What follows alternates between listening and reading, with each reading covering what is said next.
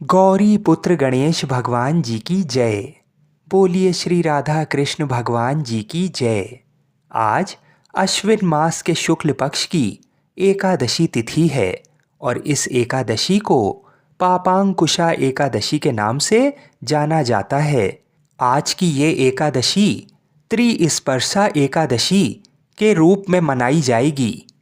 एक बार पद्म पुराण के अनुसार देवर्षि नारद जी ने भगवान शिव जी से पूछा था कि ये त्रिस्पर्शा एकादशी क्या होती है। तब भगवान ने स्वयं बताया था, जब एक ही दिन एकादशी तिथि, द्वादशी तिथि और रात्रि के अंतिम पहर में त्रयोदशी भी हो तो उसे त्रिस्पर्शा समझना चाहिए। ये तिथि धर्म, अर्थ, काम और मोक्ष को देने वाली तथा 100 करोड़ तीर्थों से भी अधिक महत्वपूर्ण है। एक त्रिस्पर्शा एकादशी के उपवास से 1000 एकादशी व्रतों का फल प्राप्त होता है। इस एकादशी को रात में जागरण करने वाला भगवान विष्णु के स्वरूप में लीन हो जाता है। ये एकादशी का व्रत संपूर्ण पाप राशियों का समन करने वाला, महान दुखों का विनाशक और संपूर्ण कामनाओं की पूर्ति करने वाला माना गया है। ये एकादशी बड़े ही दुर्लभ संयोग में पड़ती है, तो आज मैं आपको सुना रहा हूँ पापांकुशा एकादशी की बड़ी ही दुर्लभ कथाएं। तो इन सभी कथाओं को बड़ी ही श्रद्धा और प्रसन्नचित मन से पूरा अवश्य सुनिएगा। आधी अधूरी कथाओं को सुनने से पूर्ण फल प्राप्त नहीं होता है। आज के दिन भगवान के साथ सद्गुरु की पूजा अवश्य करनी चाहिए। तुलसी महारानी नमो नमो, हरि की पटरानी नमो नमो। आइए सुनते हैं तुलसी माता की संपूर्ण कथाएं। तुलसी माता को हरि प्रिया भी कहा जाता है। जितना भगवान श्री हरि विष्णु सोने, चांदी, हीरे, मोती और रत्नों से प्रसन्न नहीं होते हैं, उतना सिर्फ तुलसा दल से प्रसन्न हो जाते हैं। सच्ची श्रद्धा भाव से तुलसा दल भगवान विष्णु को अर्पित करने से मनुष्य के सभी संकट कट जाते हैं और मनोकामनाओं की पूर्ति होती है। शास्त्र अनुसार एकादशी के दिन तुलसी जी में कभी भी जल नहीं चढ़ाना चाहिए, क्योंकि तुलसी महारानी स्वयं एकादशी का निर्जला व्रत रखती हैं। लेकिन द्वादशी के दिन व्रत के पारण के समय तुलसी माता को जल अवश्य चढ़ाना चाहिए और पूरे विधि विधान से पूजा पाठ करके उनकी कथाओं को सुनकर ही अपना व्रत खोलें। एक बार एक गांव में एक बुजुर्ग महिला रहा करती थी। वह बहुत ही पूजा पाठ किया करती थी। वह रोज तुलसी माँ की पूजा करती थी और वह बुजुर्ग महिला रोज तुलसी माता से कहती, हे तुलसी माँ, तुम मुझे बहू दे, पीताम्बर की धोती दे, मीठा मीठा घास दे, बैकुंठ में वास दे, चटक की चाल दे, पटक की मौत दे, चंदन का काठ दे, रानी सा काज दे, दाल भात का भोजन दे, 11 की मौत दे और कृष्ण जी का कंधा दे। वह बुजुर्ग महिला हर महीने में तुलसी माता की रोज पूजा करती और उनके बिरले को रोज सींचती। तुलसी माता बुजुर्ग महिला की बात सुनकर धीरे धीरे सूखने लगीं। तभी भगवान श्री कृष्ण जी ने देखा कि तुलसी माता सूख रही हैं और तभी एक दिन भगवान श्री कृष्ण तुलसी माता जी के पास प्रकट हुए और भगवान श्री कृष्ण जी ने तुलसी माता से पूछा, तुम क्यों सूख रही हो? सभी महिलाएं तुम्हारी पूजा करती हैं और तुमको रोज सींचती हैं, लेकिन फिर भी तुम सूखती जा रही हो, इसका कारण क्या है? जिसके बाद तुलसी माता ने भगवान श्री कृष्ण जी से कहा कि हे प्रभु, एक बुजुर्ग महिला मेरे पास रोज आती है और रोज एक ही बात बोलती है, हे तुलसी माता, सबकी दाता, मैं तेरा बिरला सींचती हूँ, तुम मुझे बहू दे, पीताम्बर की धोती दे, मीठा मीठा घास दे, बैकुंठ में वास दे, चटक की चाल दे, पटक की मौत दे, चंदन का काठ दे, रानी सा राज दे, दाल भात का भोजन दे, 11 की मौत दे और कृष्ण जी का कंधा दे। मैं उस बुजुर्ग महिला की सारी मनोकामनाएं पूरी कर सकती हूँ, लेकिन उसकी एक मनोकामना पूरी नहीं कर सकती। मैं कृष्ण जी का कंधा कहाँ से दूंगी? भगवान श्री कृष्ण जी तुलसी माता की बात सुनकर जोर जोर से हंसने लगे और फिर भगवान श्री कृष्ण जी ने तुलसी माता जी से कहा कि तुम चिंता मत करो, जब वह बुजुर्ग महिला की मृत्यु होगी तब मौके पर मैं और आप ही कंधा दे देंगे। आप सुबह जब वह पूजा करने आए तब कह देना कि सब कुछ तुम्हें मिल जाएगा। कुछ दिनों बाद वह वृद्ध महिला ठोकर खाकर रास्ते में गिरकर मर गई। पूरे गांव के सभी लोग आए और उस महिला को सभी लोग धर्मात्मा मानते थे। उसको तुलसा जी की डोकरी कहते थे। उसके परिवार में कोई भी नहीं था, इसलिए गांव वालों ने ही उसके अंतिम संस्कार करने की योजना बनाई और उसे नहलाकर जब बैकुंठी पर बैठाने के लिए उसे उठाने लगे तो उसके मृत शरीर इतना भारी हो गया था कि उसे कोई उठा नहीं पाया। ये सब देखकर वहाँ के सभी लोग तरह तरह की बातें करने लगे और कहने लगे कि ये इतना पूजा पाठ करती थी, हर समय माला फेरती थी, इसलिए ये इतनी भारी हो गई है। वहीं पूरे गांव में चर्चा होने लगी कि डोकरी माई कोई भक्ति नहीं करती थी, ये छल कपट करती थी। हम जिसे धर्मात्मा समझते थे वह पापी है, जो कि किसी से भी नहीं उठ पा रही है। ये इसके कर्मों की सजा है। इधर भगवान ने सोचा कि मेरे भक्तों की निंदा हो रही है, इसलिए भगवान ने बूढ़े ब्राह्मण का भेष धारण करके वहाँ पर आए और वहाँ पर एकत्रित लोगों से पूछने लगे कि यहाँ पर इतनी भीड़ क्यों लगी है, जिससे लोग कहने लगे कि ये डोकरी माई मर गई है और पाप इतना था कि जिससे ये उठ नहीं पा रही है। सब उठा उठा कर थक गए।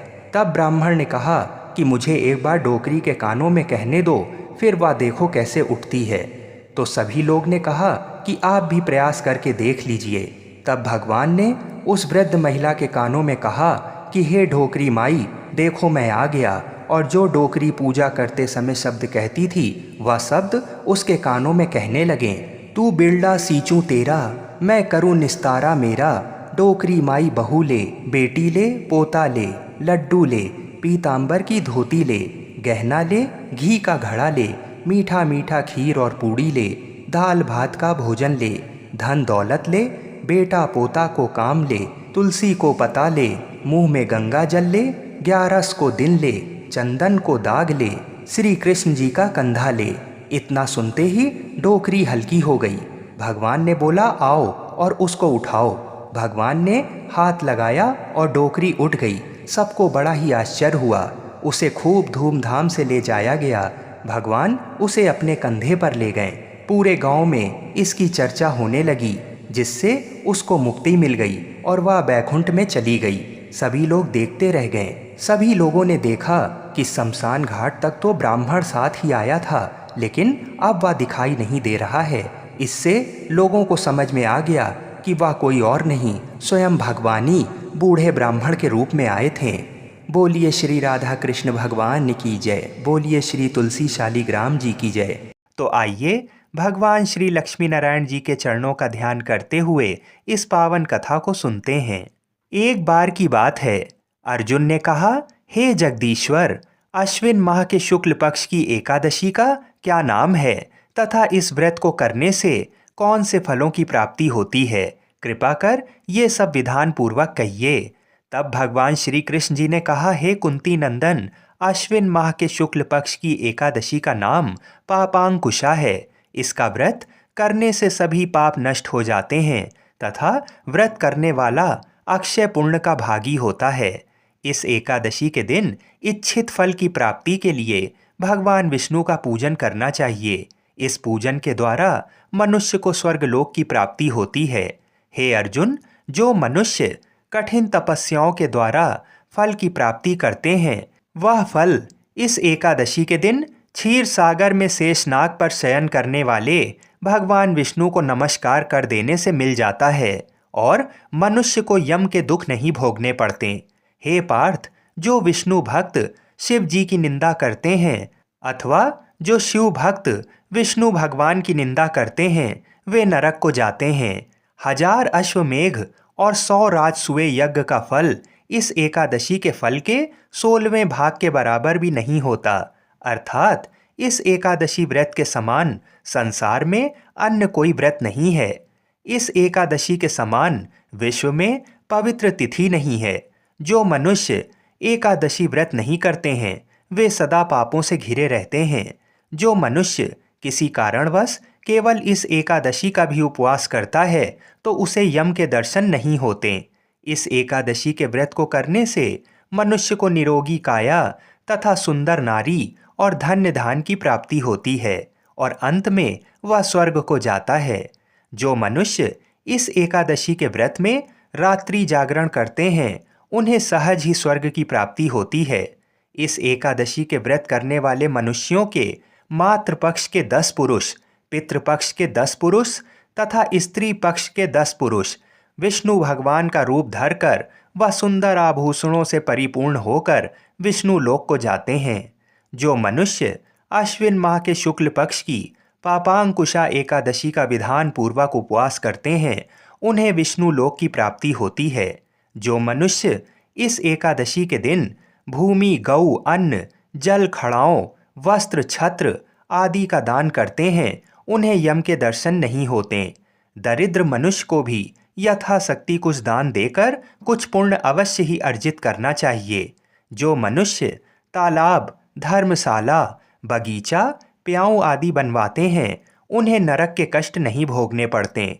वह मनुष्य इस लोक में निरोगी, दीर्घायु वाले पुत्र तथा धन धान से परिपूर्ण होकर सुख भोगते हैं तथा अंत में स्वर्ग लोक को जाते हैं।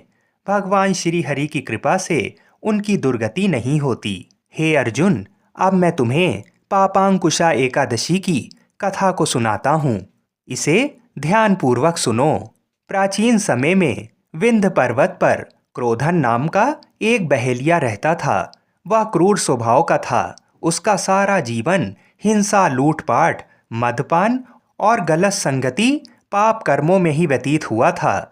जब अंत समय में यमराज के दूत बहेलिये को लेने आए और यमदूत ने बहेलिये से कहा कि कल तुम्हारे जीवन का अंतिम दिन है, कल हम तुम्हें ले जाएंगे। ये बात सुनकर बहेलिया बहुत भयभीत हो गया और महर्षि अंगीरा के आश्रम में पहुंचा और महर्षि अंगीरा के चरणों पर गिरकर प्रार्थना करने लगा। बहेलिये ने ऋषिवर से कहा, मैंने सारा जीवन पाप कर्म करने में ही व्यतीत कर दिया। कृपा कर मुझे कोई ऐसा उपाय बता दीजिए जिससे मेरे सारे पाप मिट जाएं और मोक्ष की प्राप्ति हो जाए। उसके निवेदन पर महर्षि अंगीरा ने उसे अश्विन शुक्ल की पापांकुशा एकादशी का विधि पूर्वक व्रत करने को कहा।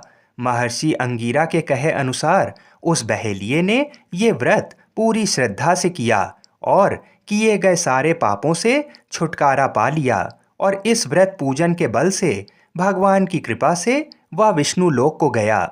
जब यमराज के यमदूतों ने इस चमत्कार को देखा तो वह बहेलिये को बिना लिए ही यमलोक वापस लौट गए। हे अर्जुन, अब मैं तुम्हें पापांकुशा एकादशी की व्रत की विधि को बताता हूँ। इसे बड़े ही ध्यान से सुनो। इस व्रत का पालन 10वीं तिथि के दिन से ही करना चाहिए। 10वीं तिथि पर 7 धान्य अर्थात गेहूं, उड़द, मूंग, चना, जौ, चावल और मसूर की दाल नहीं खानी चाहिए, क्योंकि इन 7 धान्यों की पूजा एकादशी के दिन की जाती है। जहाँ तक संभव हो 10वीं तिथि और एकादशी तिथि दोनों ही दिनों में कम से कम बोलना चाहिए। 10वीं तिथि को भोजन में तामसिक वस्तुओं का सेवन नहीं करना चाहिए और पूर्ण ब्रह्मचर्य का पालन करना चाहिए। एकादशी तिथि पर सुबह उठकर स्नान आदि करने के बाद व्रत का संकल्प लेना चाहिए। संकल्प अपनी शक्ति के अनुसार ही लेना चाहिए, यानी एक समय फलाहार या फिर बिना भोजन का। संकल्प लेने के बाद घट स्थापना की जाती है और उसके ऊपर श्री विष्णु जी की मूर्ति रखी जाती है। इसके साथ भगवान विष्णु का स्मरण एवं उनकी कथा का श्रवण किया जाता है। इस व्रत को करने वाले को विष्णु जी के सहस्त्र नामों का पाठ अवश्य करना चाहिए। इस व्रत का समापन एकादशी तिथि में नहीं होता है, बल्कि द्वादशी तिथि की प्रातः में ब्राह्मणों को अन्न का दान और दक्षिणा देने के बाद ही ये व्रत समाप्त होता है। इस दिन घर के मंदिर में दीपक प्रज्वलित करें। भगवान विष्णु का गंगा जल से अभिषेक करें। भगवान विष्णु को सुगंधित पुष्प और तुलसी दल अवश्य अर्पित करें, किंतु एक चीज का ध्यान रखें कि तुलसी दल एकादशी के दिन ना तोड़ें, अपितु एक दिन पहले ही तुलसा दल तोड़कर रख लें। इस दिन भगवान को सिर्फ सात्विक चीज़ों का भोग लगाना चाहिए और भोग में तुलसी जी को अवश्य शामिल करें। ऐसा माना जाता है कि बिना तुलसी के भगवान विष्णु भोग ग्रहण नहीं करते हैं। इस पावन दिन भगवान विष्णु के साथ ही माता लक्ष्मी की पूजा भी करें। इस दिन तुलसी माता और केले के पेड़ की पूजा अवश्य करें। इस एकादशी के दिन गाय और बछड़े की पूजा करें और उन्हें चने की दाल अवश्य खिलाएं। घर आए हुए किसी भी व्यक्ति का अपमान नहीं करना चाहिए एवं भूल कर भी क्रोध ना करें।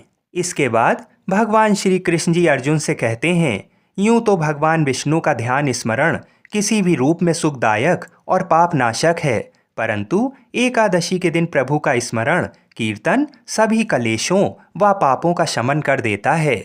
बोलिए श्री लक्ष्मी नारायण भगवान की जय। बोलिए श्री तुलसी शालीग्राम जी की जय। एक कथा के अनुसार एक कुटुंब में ननद तथा भाभी साथ रहती थीं। ननद का विवाह अभी नहीं हुआ था। वह तुलसी के पौधे की बहुत सेवा करती थी, लेकिन उसकी भाभी को ये सब बिल्कुल भी पसंद नहीं था।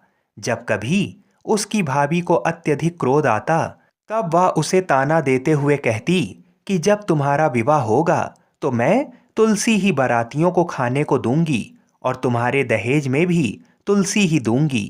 कुछ समय बीत जाने पर ननद का विवाह पक्का हुआ।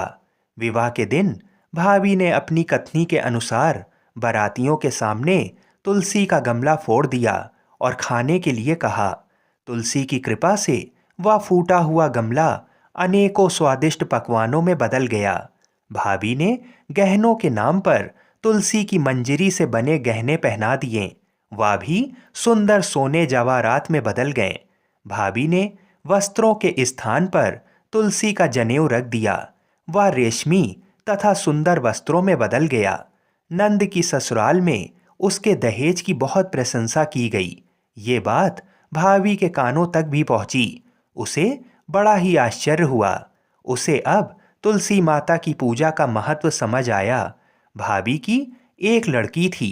वह अपनी लड़की से कहने लगी कि तुम भी तुलसी की सेवा किया करो, तुम्हें भी बुआ की तरह फल मिलेगा। वह जबरदस्ती अपनी बेटी से सेवा करने को कहती, लेकिन लड़की का मन तुलसी सेवा में नहीं लगता था। लड़की के बड़े होने पर उसके विवाह का समय आता है। तब भाभी सोचती है कि जैसा व्यवहार मैंने अपनी नंद के साथ किया था, वैसा ही मैं अपनी लड़की के साथ भी करती हूँ, तो ये भी गहनों से लद जाएगी और बारातियों को खाने में पकवान मिलेंगे। ससुराल में इसे भी बहुत इज्जत मिलेगी। ये सोचकर वह बारातियों के सामने तुलसी का गमला फोड़ देती है, लेकिन इस बार गमले की मिट्टी मिट्टी ही रहती है। मंजरी तथा पत्ते भी अपने रूप में ही रहते हैं। जनेऊ भी अपना रूप नहीं बदलता।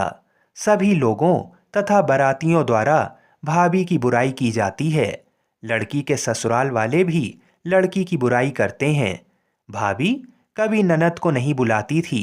भाई ने सोचा मैं बहन से मिलकर आता हूँ। उसने अपनी पत्नी से कहा और कुछ उपहार बहन के पास ले जाने की बात कही। भाभी ने थैले में ज्वार भर कर कहा कि और कुछ नहीं है, तुम यही ले जाओ। वह दुखी मन से बहन के पास चल दिया। वह सोचता रहा कि कोई भाई अपनी बहन के घर ज्वार कैसे ले जा सकता है। ये सोचकर वह एक गौशाला के पास रुका और ज्वार का थैला गाय के सामने पलट दिया। तभी गाय पालने वाले ने कहा कि आप गाय के सामने हीरे मोती तथा सोना क्यों डाल रहे हो। ये देखकर भाई को बड़ा ही आश्चर्य हुआ और उसने सभी हीरे मोती तथा सोना वापस अपने थैले में रख लिया।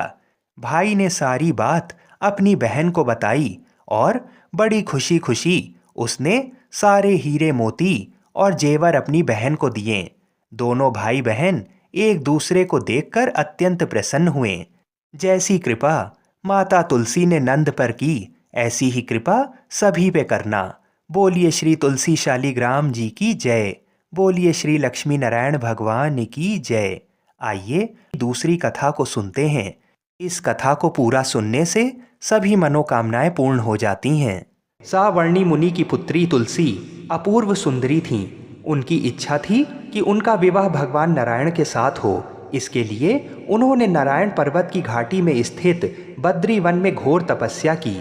दीर्घ काल तक तपस्या के उपरांत ब्रह्मा जी ने प्रसन्न होकर दर्शन दिया और वर मांगने को कहा। तुलसी जी ने कहा, सृष्टिकर्ता ब्रह्मदेव, आप अंतर्यामी हैं, सबके मन की बात जानते हैं। फिर भी मैं अपनी इच्छा आपसे बताती हूँ।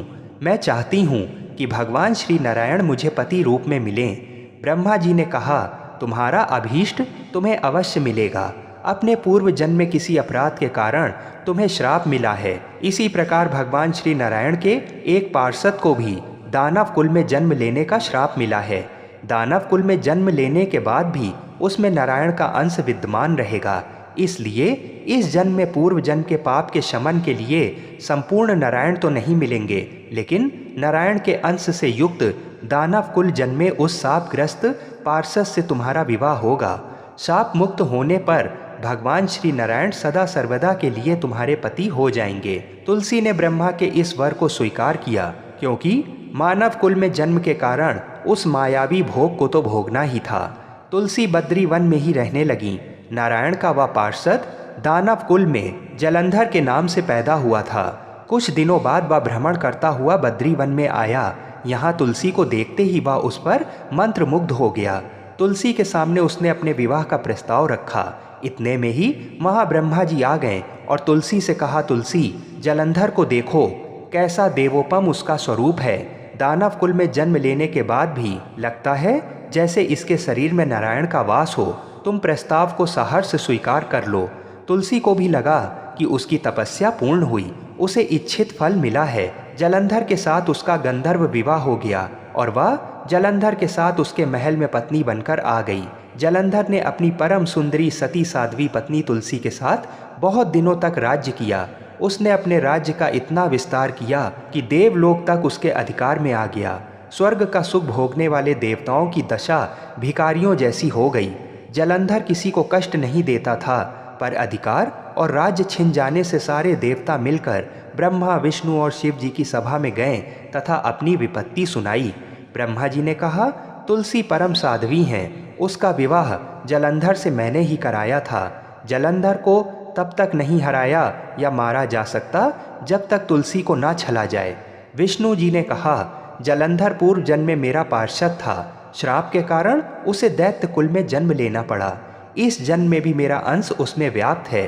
साथ ही तुलसी के पतिव्रत धर्म से वह अजय है। फिर देवताओं की सहमति से भगवान शिव ने जलंधर के पास संदेश भेजा कि या तो वह देवताओं को राज्य लौटा दे या फिर उनसे युद्ध करे। जलंधर शंकर के पास पहुंचा। उसने कहा, देवाधिदेव, आपके लिए देवताओं का पक्ष लेना उचित नहीं है। राज्य बढ़ाना हर राजा का कर्तव्य है। मैं किसी को दुखी नहीं कर रहा हूँ। देवताओं से कहिए कि वे मेरी प्रजा बनकर रहे। मैंने आपका कोई भी अपमान नहीं किया है। हमारा आपका युद्ध शोभा नहीं देता है। अगर आप हार गए तो बड़ी लज्जा की बात होगी। मैं हार गया तो आपकी कीर्ति बहुत अधिक नहीं बढ़ेगी। भगवान शंकर फिर हंसने लगे। वे तो सब रहस्य समझते थे। तुलसी और जलंधर के पूर्व जन्म के श्राप की अवधि लगभग पूरी हो चुकी थी। फिर शंकर जी बोले, इसमें कीर्ति और लज्जा की बात नहीं है। तुम देवों को राज्य लौटाकर उन्हें उनके पद पर प्रतिष्ठित होने दो। युद्ध से बचने का यही एक उपाय है। जलंधर ने कहा, मैंने युद्ध के बल से देवलोक जीता है। कोई उसे युद्ध के द्वारा ही वापस ले सकता है। ये मेरा अंतिम उत्तर है। अब मैं जा रहा हूँ। ऐसा कहकर जलंधर चला गया। उसने अपनी पत्नी तुलसी को सारी बातें बताईं और कहा, कर्म भोग सब काल सूत्र में बंधा है। जीवन में हर्ष, शोक, भय, सुख, दुख, मंगल, अमंगल काल के अधीन है। हम तो केवल निमित्त हैं। संभव है भगवान शिव देवों का पक्ष लेकर मुझसे युद्ध करें। तुम चिंता मत करना, तुम्हारा सती तेज मेरी रक्षा करेगा।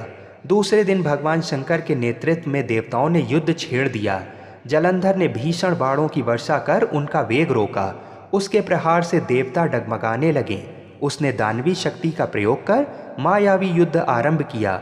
युद्ध स्थल पर वह किसी को भी दिखाई नहीं देता था, पर उसके अस्त्र शस्त्र प्रहार कर देवों को घायल कर रहे थे। देवगण अपने अस्त्र चलाएं तो किस पर चलाएं, क्योंकि कोई शत्रु सामने था ही नहीं। कई दिनों तक इस तरह भयंकर युद्ध चला। जलंधर पराजित नहीं हुआ।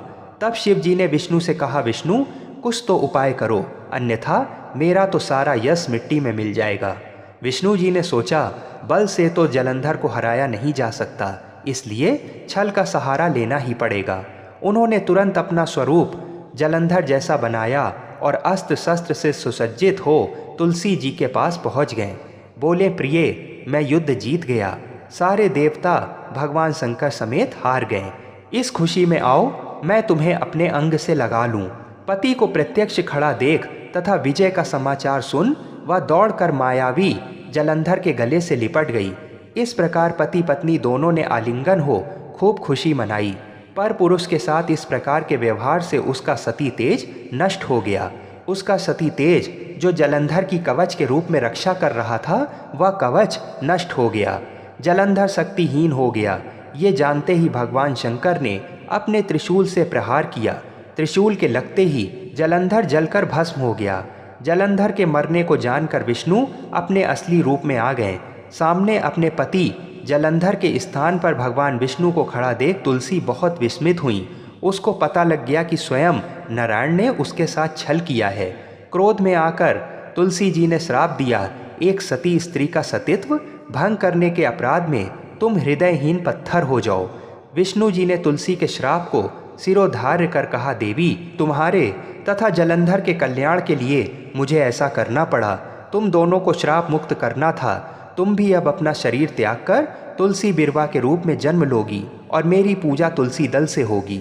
मैं शालीग्राम पत्थर बनूंगा। मेरे शीश पर तुम आदर से विराजमान होगी। तुम्हारे पति की हड्डियों के चूर्ण से शंख की उत्पत्ति होगी। उस शंख ध्वनि से देवताओं तथा मेरी पूजा आराधना होगी।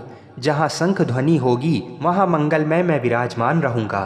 तुमने पूर्व जन्म में बद्रीवन में मुझे पाने के लिए बड़ी तपस्या की थी। अब अगले जन्म में मैं नारायण प्रस्तर के रूप में बद्रीनाथ वन में स्थापित होऊंगा और मेरी पूजा अर्चना फल फूल से न होकर तुम्हारी तुलसी दल से होगी। मेरे शीश पर विराजमान होकर तुम मुझसे भी ऊंचा पद प्राप्त करोगी। बोलिए श्री लक्ष्मी नारायण भगवान की जय। बोलिए श्री तुलसाजी शालीग्राम जी की जय। जय श्री राधे कृष्ण। माँ महालक्ष्मी की बड़ी ही दुर्लभ कथा, तो इन कथाओं को बड़ी ही श्रद्धा और प्रसन्नचित मन से पूरा अवश्य सुनिएगा। सौराष्ट्र में एक समय भद्रश्रवा नाम के राजा थे। वे बड़े पराक्रमी राजा थे। 4 वेद, 6 शास्त्र, 18 पुराणों का उन्हें ज्ञान था। उनकी रानी का नाम सूरज चंद्रिका था। रानी दिखने में सुंदर और सुलक्षणा थीं तथा पतिव्रता भी थीं। उन दोनों को 7 पुत्र तथा उसके बाद एक कन्या का वरदान मिला था। कन्या का नाम श्यामबाला था। एक बार महालक्ष्मी जी के मन में आया कि जाकर उस राजा के राजप्रसाद में रहें। इससे राजा को दुगनी धन दौलत की प्राप्ति होगी और वह इस धन दौलत से अपनी प्रजा को और सुख दे पाएगा। गरीब के घर अगर रहें और उसे धन दौलत प्राप्त हो तो वह स्वार्थी की तरह केवल अपने ऊपर ही खर्च करेगा। ये सोचकर श्री महालक्ष्मी जी ने बूढ़ी ब्राह्मण स्त्री का रूप धारण किया। हाथ में लाठी लिए लाठी के सहारे रानी के द्वार तक पहुंची। यद्यपि उन्होंने बूढ़ी औरत का रूप धारण किया था, पर उनके चेहरे पर देवी का तेज था। उन्हें देखते ही एक दासी सामने आई। उसने इनका नाम, धाम, काम, कर्म पूछ डाला। वृद्ध ब्राह्मण का रूप धारित माता लक्ष्मी ने कहा, बालिके, मेरा नाम कमला है। मेरे पति का नाम भुवनेश है। हम द्वारिका में रहते हैं। तुम्हारी रानी पिछले जन्म में एक वैश्य की पत्नी थी। वह वैश्य गरीब था। दारिद्र्य के कारण हर रोज घर में झगड़े होते थे तथा उसका पति रोज उसे मारता पीटता था। इन बातों से तंग आकर वह घर छोड़कर चली गई तथा वन जंगल में खाली पेट भटकने लगी। उसकी इस दुर्दशा पर मुझे बहुत दया आई। तब मैंने उसे सुख संपत्ति देने वाली श्री महालक्ष्मी की कथा सुनाई। मेरे कहने पर उसने श्री महालक्ष्मी का व्रत किया।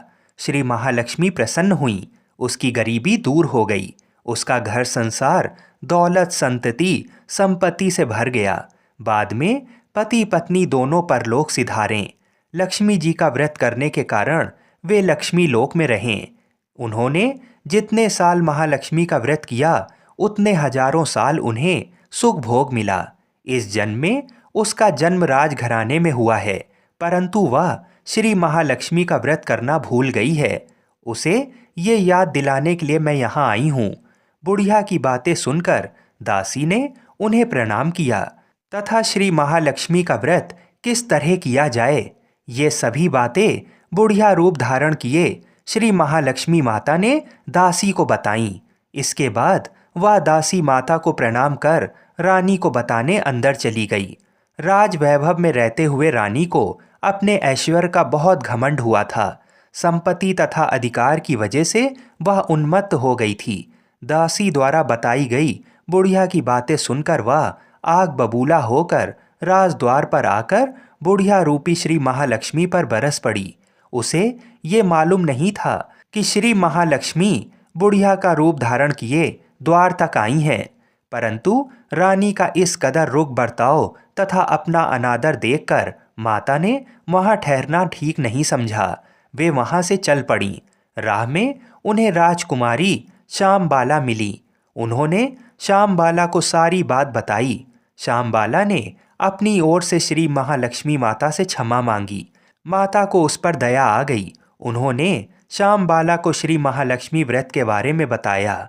उस दिन मार्गशीर्ष माह का पहला गुरुवार था। श्यामबाला ने परम श्रद्धा से श्री महालक्ष्मी का व्रत रखा। फलस्वरूप राजा सिद्धेश्वर के सुपुत्र मालाधर से उसका विवाह हुआ। वह धन दौलत ऐश्वर्य वैभव से माला माल हो गई। पति के साथ ससुराल में आनंद से दिन बिताने लगी। इधर श्री महालक्ष्मी का रानी पर प्रकोप हुआ। फलस्वरूप राजा भद्रश्रवा का राज्य एवं राज कारोबार नष्ट हो गया। यहाँ तक कि खाने के लाले पड़ गए। ऐसी हालत में एक दिन रानी ने राजा से निवेदन किया कि हमारा दामाद इतना बड़ा राजा है, धनवान है, ऐश्वर्यशाली है, क्यों ना उसके पास जाएं, अपना हाल उसे बताएं, वह जरूर हमारी मदद करेगा। इस बात पर राजा भद्रश्रवा दामाद के पास रवाना हुए। राज्य में पहुंचकर एक तालाब के किनारे थोड़ी देर विश्राम लेने के लिए ठहरे। तालाब से पानी लेने आती जाती दासियों ने उन्हें देखा। उन्होंने विनम्रता से उनकी पूछताछ की।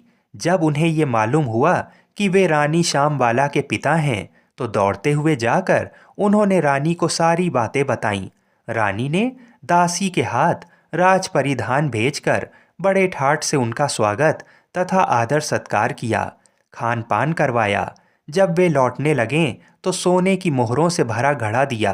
राजा भद्रश्रवा जब वापस लौटे तो उन्हें देखकर रानी सूरज चंद्रिका खुश हुई। उन्होंने सोने की मोहरों से भरे घड़े का मुंह खोला, पर हे भगवान, घड़े में धन के बदले कोयले मिले। ये सब श्री महालक्ष्मी के प्रकोप से हुआ। इस प्रकार दुर्दशा में और कई दिन बीत गए। इस बार रानी स्वयं अपनी कन्या के पास गई। वह दिन मार्गशीर्ष माह का अंतिम गुरुवार था। श्यामबाला ने श्री महालक्ष्मी का व्रत किया, पूजा की, अपनी माता से भी व्रत करवाया। इसके बाद रानी अपने घर आई। श्री महालक्ष्मी का व्रत रखने पर उसे फिर से अपना राजपाट, धन दौलत, ऐश्वर्य प्राप्त हुआ। वह फिर से सुख शांति आनंदमय जीवन बिताने लगी। कुछ दिनों बाद राजकन्या श्यामबाला अपने पिता के घर आईं। उसे अपने घर देखकर सूरज चंद्रिका को पुरानी बातें याद आईं। यही कि श्यामबाला ने अपने पिता को घड़ा भर कोयला दिया था और उसे तो कुछ भी नहीं दिया था। इस कारण श्यामबाला को पिता के घर आने पर उसका कोई आदर आतिथ्य नहीं हुआ, बल्कि अनादर हुआ। पर उसने इस बात का बुरा नहीं माना। अपने घर लौटते समय उसने पिता के घर से थोड़ा नमक ले लिया। अपने घर लौटने पर उसके पति ने पूछा, अपने मायके से क्या लाई हो? इस पर उसने जवाब दिया कि वहाँ का सार लाई हूँ। पति ने पूछा, इसका मतलब क्या हुआ? श्यामबाला ने कहा, थोड़ा धीरज रखो, सब मालूम हो जाएगा। उस दिन श्यामबाला ने सारा भोजन नमक डाले बिना पकाया और परोसा। पति ने खाना चखा। सारा खाना नमक बिना था, इसलिए स्वाद नहीं आया। फिर श्यामबाला ने थाली में नमक डाला।